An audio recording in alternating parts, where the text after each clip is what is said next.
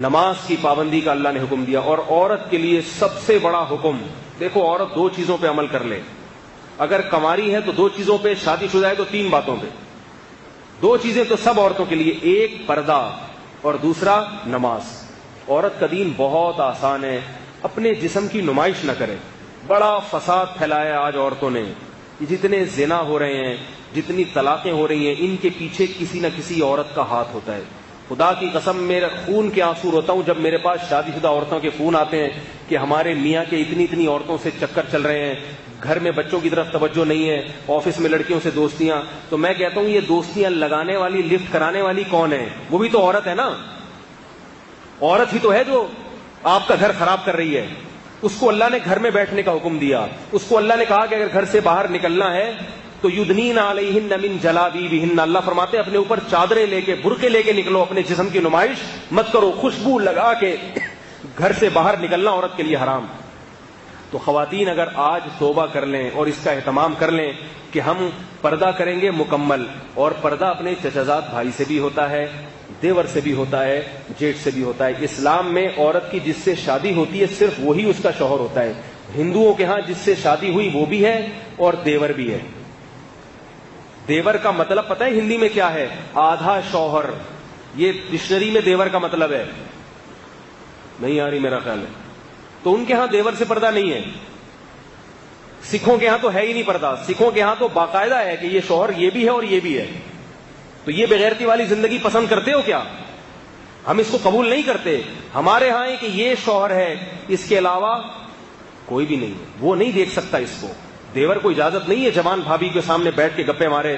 سالیوں اور بہنوئی کے جو ہے نا کتنی بری خبریں آتی ہیں، ایسی باتیں کرتے ہوئے ممبر پہ جو ہے نا شرم اور حیا آتی ہے۔ برائی کا تذکرہ کرنا بھی برائی کی اشاعت۔ کتنے فون آتے ہیں خواتین کے کہ میرے میاں مجھ میں دلچسپی نہیں لے رہے، بہن میں دلچسپی لے رہے ہیں۔ میری سالی آ رہی ہیں، گپے لگا رہی ہیں بہنوئی سے۔ بہنوئی دیکھتا ہے میری والی تو بوڑھی ہو گئی، یہ جو جوان ہے نا، جب یہ تو انسان کی فطرت ہے، جب وہ جوان کے سامنے بیٹھے گا تو اپنی والی اس کو پرانی لگے گی۔ اس کے 10 بچے ہو گئے ہیں، وہ پرانی لگ رہی ہے، اور یہ کیا ہے؟ بالکل نہیں۔ تو وہ ادھر توجہ جاتی ہے اس۔ تو اللہ نے سالی کو کہہ دیا کہ تمہیں بہنوئی کے سامنے بیٹھنے کی ضرورت نہیں ہے، تمہیں اجازت نہیں ہے۔ اگر وہ پردہ کر لے گی تو اس کی بہن کا گھر بھی بچے گا کہ نہیں بچے گا؟ ہے بھائی، اس کی شوہر کی ساری توجہ کس طرف رہے گی؟ لیکن اس کو ہمارے معاشرے میں برا سمجھا جاتا ہے۔ اگر پردہ کر لے گی نا تو بیوی ہی کو اعتراض ہوتا ہے، میری بہن نے میرے شوہر سے پردہ کیوں کر لیا؟ بے وقوف، اسی کو اعتراض ہوتا ہے۔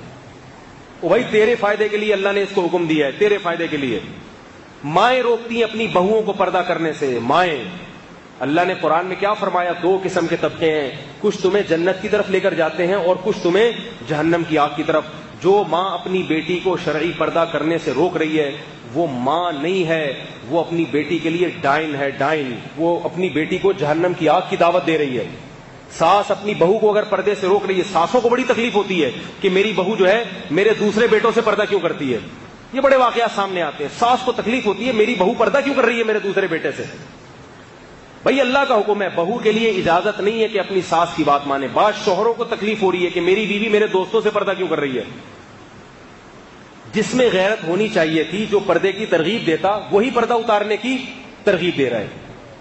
تو عورت اگر پردے کی حفاظت کر لے، دیکھو کیسی عفت تھی۔ حضرت فاطمہ رضی اللہ تعالی عنہ نے وصیت کی، میرا جنازہ رات کو لے کے چلنا، رات کو میرے جنازے پہ بھی نظر نہ پڑے کسی کی۔ کہاں گئی وہ عفت، کہاں گئی وہ پاک دامنی، کہاں گئی وہ حیا؟ کیسے اپنے جسموں کی کپڑے دیکھو، لباس دیکھو، مختصر ہوتے چلے جا رہے ہیں۔ بچیوں کے لباس دیکھو، کچھ بھی نہیں ہوگا ان کے جسم پہ کپڑا، اور بیٹوں کو پورے کپڑے پہنائے گئے ہوں گے۔ ہاف آستینیں بیٹیوں کو پہنائی جاتی ہیں اور بیٹوں کو فل آستینیں۔ یہ کیا ہو رہا ہے ہمارے معاشرے کو؟ کہاں کو جا رہے ہیں بھائی؟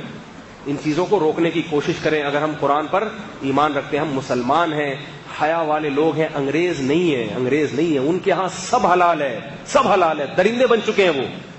ابھی دیکھو نا، ایک کلب میں کسی پٹھان نے جا کے فائرنگ کر دی، سب کو مار دیا۔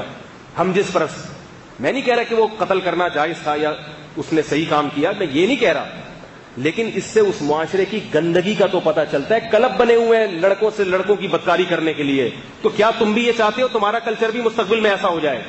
تو یاد رکھو، آج وہ جس اسٹیج پر پہنچے ہیں اچانک نہیں پہنچ گئے.